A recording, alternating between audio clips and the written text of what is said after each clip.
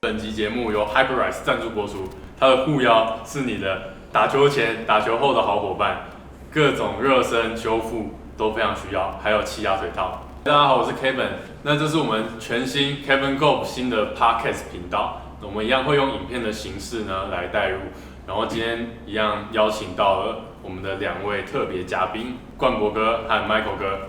大家好，我是林冠博，我叫 KP， 我本身就是一个现役的巡回赛选手嘛，也很开心来到 Kevin 这个节目，希望今天有一些好的东西跟大家分享。大家好，我是 Michael，目前有经营一个高尔夫球的学院跟室内模拟的空间，我们叫做 GolfFit， 那我是算主理人。那我的背景跟大家介绍一下，我其实算是比较早期去国外学习高尔夫球的。那我之前去的是 David Lebetter Golf Academy， 算是一个比较早引进系统化高尔夫球的一个单位。那我很有荣幸去那边学习了几年，后来去了 UC Irvine 打了 NCAA 打了4年，然后后来转职业，算是一个比较特别的路，跟大家转职业的方式可能不太一样。那我也很高兴可以过来跟你们分享一下我认识的高尔夫球。没问题，今天我们这一集的专业度一定很高，2位都是非常有水准的选手。我们今天先从 Michael 哥开始。Michael 哥，你是目前是有一个学院在台北吗？对，我会对你比较好奇，就是你对台湾，因为现在台湾越来越多人打高尔夫球，现在很多资讯很透明嘛，就是你在网络上啊，你都可以找到很多资讯，那你觉得球友们怎么去挑选这些资讯？其实我小学的时候也是在台湾的学球环境长大的。那其实现在的学球跟以前的学球已经是天差地远了。我还记得我们小时候根本没有 iPhone 这种东西。以前我记得我在美国学的时候，我有那个 V8 看我的那个挥杆影片，我就觉得哇，这已经很酷了，已经很高级了。对，然后现在已经哇，这个现在的无论说是传感器，或者是那个就是高速摄影，或者说电脑啊，或者是现在的，甚至到现在的这些模拟器，都已经是当时是完全想象不到现在这个状态的。那既然我们现在科技已经到这个程度了，所以大家应该要善用这些科技来学习。那像我们现在经营高分的一个要点，就是希望大家是用最 efficient 的方式去学习高尔夫球。那就是不外乎就是说数据，然后跟准确的动作执行。那可能以前大家在练习场学习的时候，比如说老师今天告诉你说你今天上杆要稍微上陡一点，你要稍微上平一点，你要打深一点，你要打薄一点，你的手要伸直一点。那这个一点又代表了什么？你今天打远了，打多远？就其实你对于这些东西你是无法量化的。那我们现在经营的空间，那我们现在是用可能是市占率最高跟设备最高端的 TrackMan，IO 系统，还有包含说我们还有我们的镜头也都是用到最新的，就是就可以看得非常清楚。就是说可以让大家知道说，今天教练给你一个指示，我真的有办法去执行到，因为大家就知道feel versus real，feel is not real，就是在高尔夫球这个里面，大家在学习的过程中，如果说你真的有调过动作，是完全可以想象这件事情的。我今天可能比一个往外的动作10度，你可能真的在执行的时候可能是2度，这个是大家必须要去突破自己想象。但是，一般球友他们可能没有办法去理解，说我到底得拿着多外的感受，才能到教练要求的这一个。那为什么我们需要用这么精细的分析去检视球友呢？因为我觉得我们在学习高尔夫的路上，我们绕了很多路。那现在如果科技这么发达，那我们对于这个知识已经这么透彻了，那我们有责任让大家了解说，我们今天不是随便讲的。我不是说你今天往外，你往外是错的，我要告诉你为什么你往外是对的，为什么你的 path 为什么需要 neutral， 为什么你就是 outside in 10度，他打1号木杆是非常难打的，为什么？这个我们都有办法去给你一个很好的解释。是不是讲太多了？专业的解答哦，是吗？对，所以说我们高飞的宗旨就是说，因为我们其实教练选择是非常严苛的，就是如果大家有兴趣去看一下我们公司教练的履历，就其实有一半是选手，一半以上的选手或打过巡回赛的选手，是我们精心挑选过的，就是非常在业界应该是前一，数一数二吧。应该这么说，从入门到职业，你们都可以负责。对，都可以负责。我们也有很多竞赛选手的学生，是当然初学也非常欢迎，就是先打好好的基础，我们是非常欢迎大家。对，还有一个国礼。哦，对，我们还有个台湾目前应该算是，应该只有你们有，对，应该只有我们有，对，就对外营业的，让大家体验一下。就是我毕竟是台湾长大的小孩，那其实常常大家就看到大家说，美国非常好，日本、韩国也非常好，那什么时候大家会说，其实台湾最好？对，所以这个对我来说，我就觉得说，我们需要做出一些属于台湾的东西，让台湾高尔夫进步。我想说，就是因为不是说每个地方都有像 GoFit 这么好的环境，可以提供数据化的教学。那其他球友他的教练可能是在练习场，或者是有一些球友应该他就是看着网络去学球。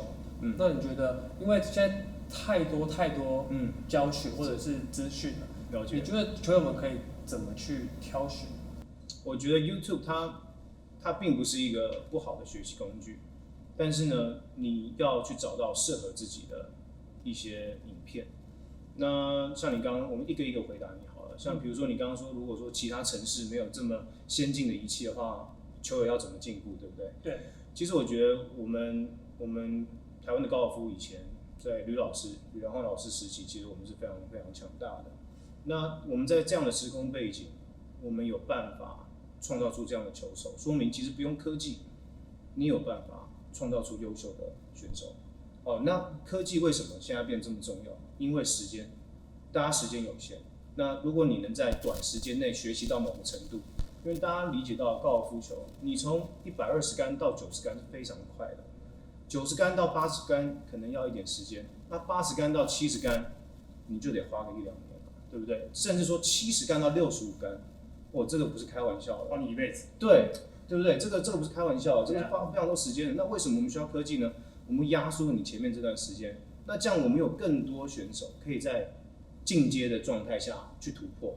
就是这个就跟那个撒种子一样嘛，你今天有10个种子，可能有5个发芽，但你今天如果可以创造出100个种子，那发芽之后，你总是会有2-3棵树，就变得非常茁壮。我们现在很争气的有小潘跟于俊安在为台湾争光嘛，当然还有我们的冠博选手也在亚巡赛打得非常好。那这个我们算是快要变前辈了，越来越老了，我们现在已经快要变前辈了。所以说我们要为这个社会贡献一些什么嘛，对不对？就我们现在对高尔夫有这个理解，那我们是不是可以让大家更有效的，就是去学习？不只是我们单位，不止我们高飞，当然也有其他非常优秀的，对其他非常优秀的组织，但是我认为就只有一个组织跟我们差不多，对，但是对，所以这是非常可以共勉之的一个学习。对，这个目前这么多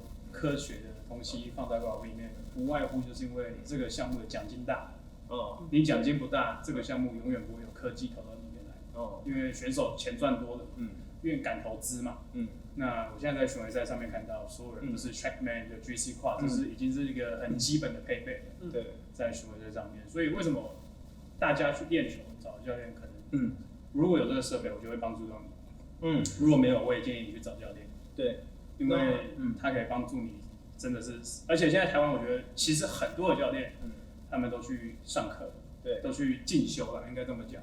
那会比以前多数的我们讲可能年纪比较大的教练来讲，他们是用他们的打球的感觉去教你。对，他们也没有错，他们也没有错。可是我觉得现在因为有很多的系统化，相信大家都知道有 TPI 啊这些东西，那其实是很重要的，它帮助所有的人走到一个很棒的框架里面去，再从这个框架去教导他怎么打球。对，我觉得冠博讲的其实非常好，就是说，大家学球的目的很不一样。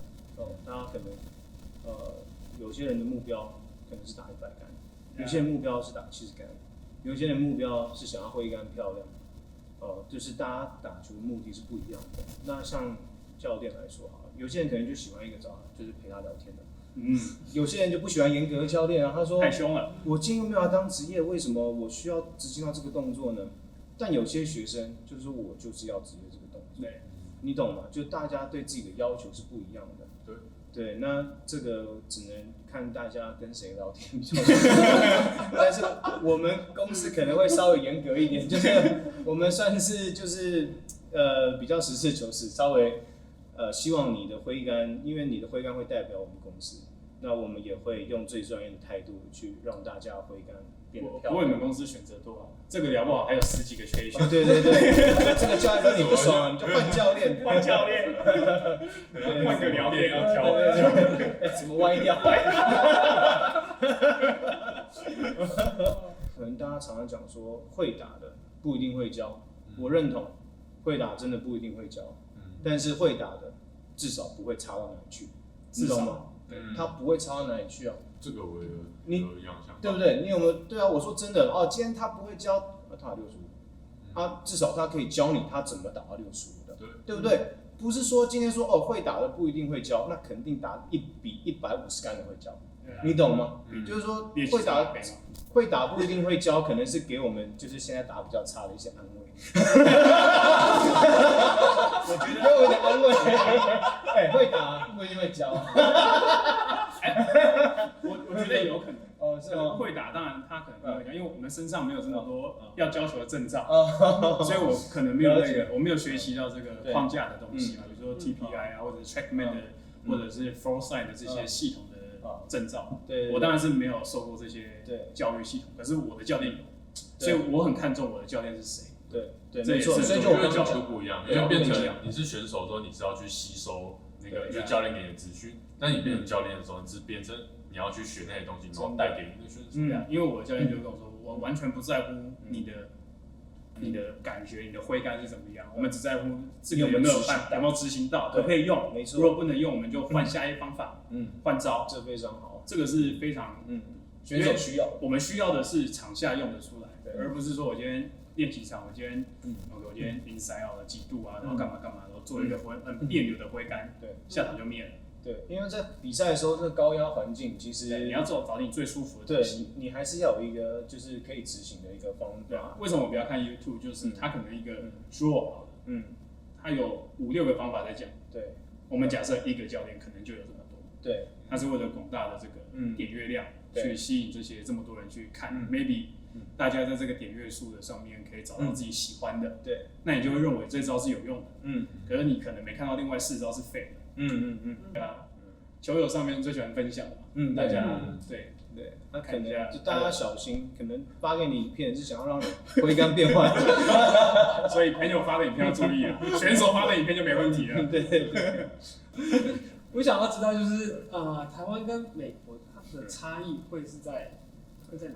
我觉得不要说美国，就跟国外的差异因为你如果只讲美国，因为我也没去过美国，所以我不知道美国的差异在哪。我觉得你们可以各自讨论一下，我觉得可以分享一下。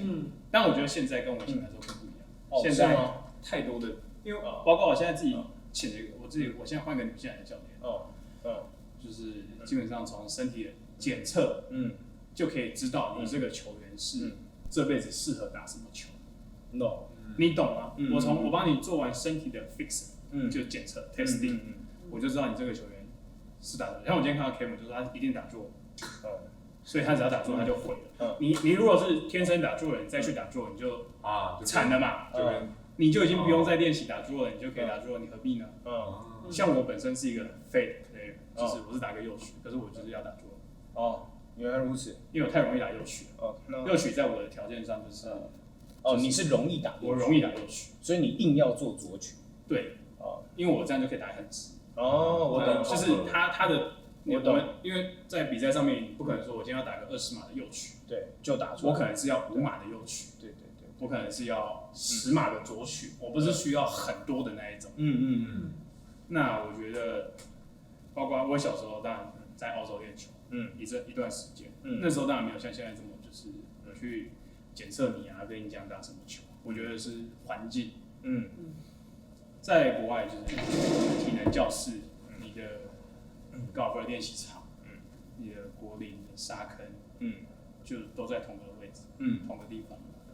台湾的话，就是你可能要花费比较多的时间成本，你要去，可能今天我要健身，我要到台北找教练，我今天我的挥杆教练也在台北的室内，那我今天我要下场，可能要回来新丰，下场，来回跑来跑去的东西实在是太长了。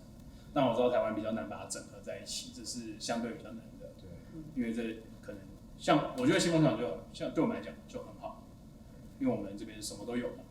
当然缺一个体能教室，在这边，我这边许愿什么都有了啊，就差一个体能就教室。差一些了。我们有练习场啊，有球场啊，然后有沙坑，有果岭，各方面，我觉得我们球场的条件，所以我觉得新工场出来的选手都很厉害，都很不错啊。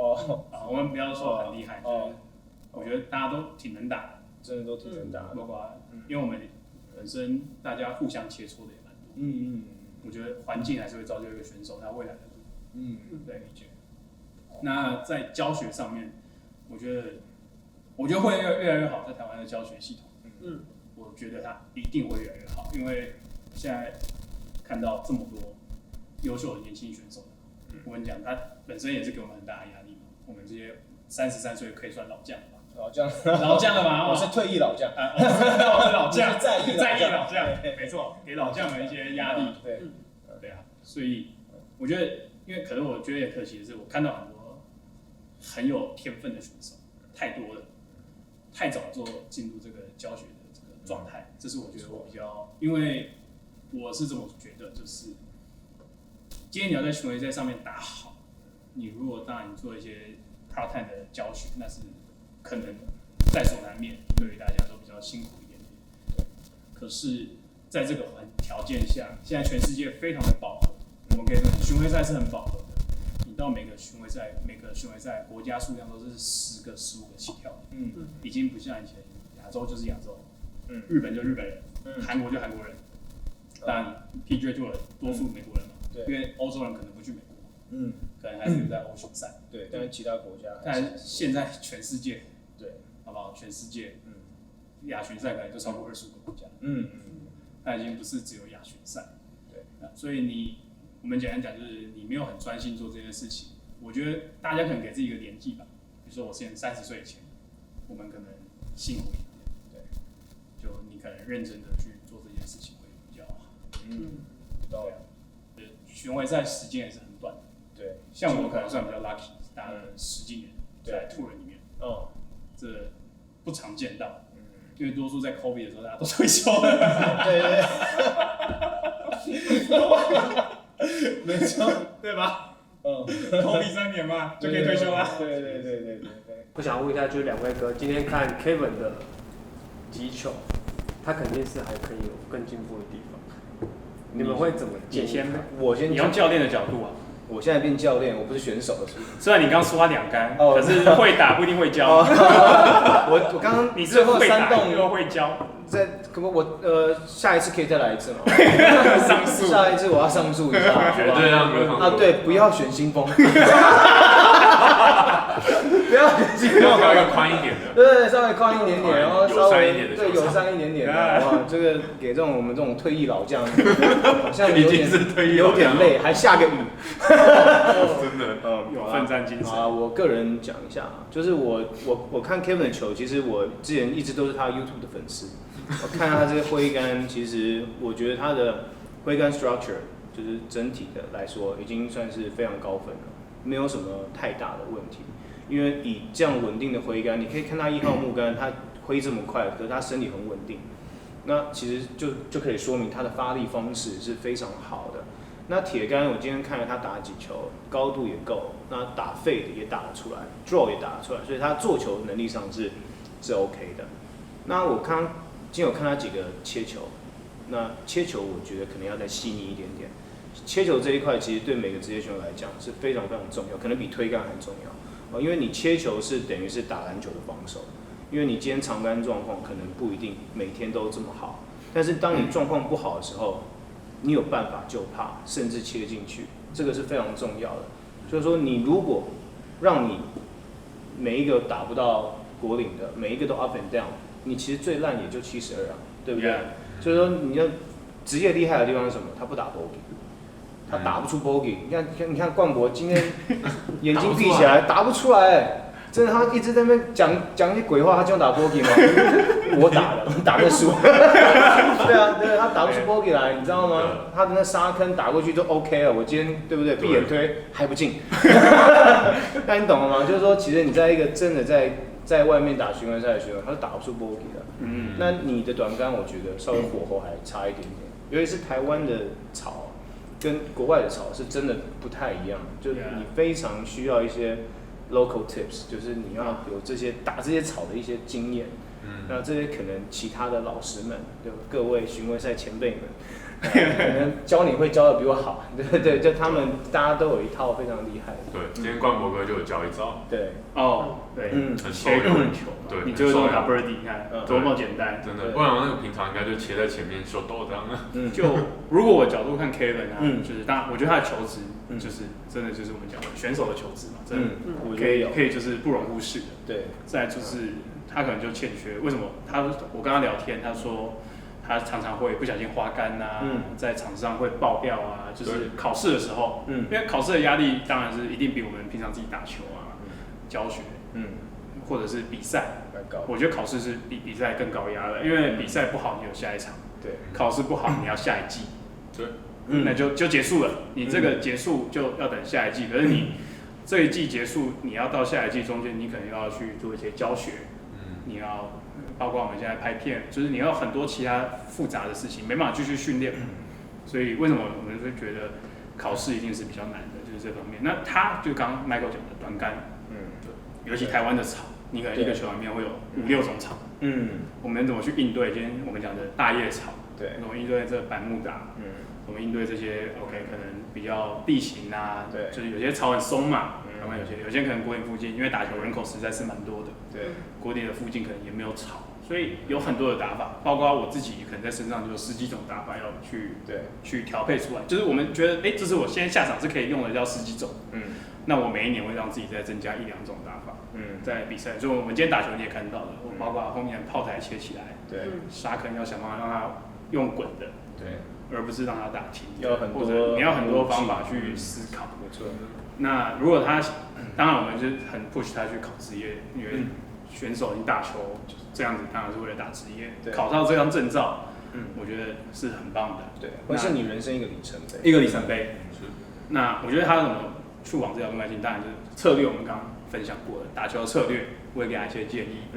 那再就是短杆可能要多去磨练一点，还有就是我们今天在打比赛的时候，我们要去思考，像我们自己打巡回赛，我可能今天这栋旗杆放哪边，我已经决定好我开球要放在哪里。没错，从旗杆回推我们要打球，旗杆回推我们开球要干嘛？对，这个可能跟一般球友理解可能不太一样。对，我们是从旗杆，从旗位。台湾球场比较窄，所以比较没有说我们今天旗杆在左右，我要把球放哪边问题。基本上，我开到球道就好，有点像新风。现在球道就这个好像是最难的。对不对？就是台湾球场当然比较窄，可是你今天考试可能球场宽一点点的话，你就要去回推，我们要把旗位放哪里？我第二杆比较好打，那第二杆再决定，他今天这个短边是我可以去的还是不能去的，所以我要决定我今天我要进攻，还是我今天只要放上国岭。对，没错。那我今天上国岭之后，我推杆距离动几码以内，是我认为我有机会打 birdie 的。对，最有利的一个码数。对，我给你一个建议，就是7码以上你就想着2推就好。因为 PGA Tour 只要到7码21尺就准备很有几率3推，应该超过15%。3推的几率如果是 PGA Tour 的7码就准备3推，那台湾的国岭来讲速度比较慢，那可能4码以上就准备3推了。哇，你这太严苛了吧？4码。所以基本上建议2推就好，一直2推嘛，你就一直上国岭，一直2推，你就72。了解。对，所以就是像我自己在打比赛的话，我会去看我为什么今天 birdie 少，是我今天上的国岭不够近，我有可能上的18个、16个国岭，可是我只打4个 birdie，那我可能是离动不够近，因为台湾的速度可能国顶偏慢了一点点，所以我们希望要打 birdie 一定要打 birdie 要打够近，所以为什么台湾人的铁杆超准？你会看到介博啊、陈世昌啊这些洪建尧、小潘、于俊安在打，当然绝对是铁杆很准的。只要从台湾长大的选手，铁杆在巡回赛上面绝对都是1等1的台湾的选手。对，所以台湾选手当然是我觉得输在国顶上一定是最多的。对，推杆我认同，有可能。对，当然我自己推杆是还不错。了解。所以你的话，我觉得就策略，对，短杆，这样就直接就一张证就发下去了。可能开球的选杆，我觉得特别重要。我觉得可能很多业余球友不太理解说，为什么你自动不用1号木杆开，对不对？大家觉得，你怎么不用1号木杆开？因为我可以打很近这样。对啊，对。但其实你要了解说，你打完这一杆的下一杆，你面对的是什么？就是说，可能你1号木杆开过去，你可能是在球道最窄的地方。就我给大家一个建议，就是说你去找球道最宽的那个地方，去执行你的第一杆。比如说今天你250码是最宽的，你就不要打到270了，你就250就是你的地方。你可能第二杆还是接个 P 或是9，这个也都很好抓 birdie 的一个杆子。对，就是先求稳，再攻。如果说今天是考试，因为台湾考试是打杆数嘛，对，所以你其实是跟杆数跟自己比赛，对，跟自己比赛。所以就是你不要让自己有打 bogey 的机会，打怕就是好，甚至还会打 birdie， 对吗？而且你如果前面先打2只鸟，你可能就有信心了，你就不会觉得加2是这么遥远。对，不出现加2，基本上我觉得对你来讲，因为你的 birdie 机会应该很多，你应该超好打 Par 5，对啊，就是 take birdie。对啊，就5杆洞4个抓2个，然后3杆洞。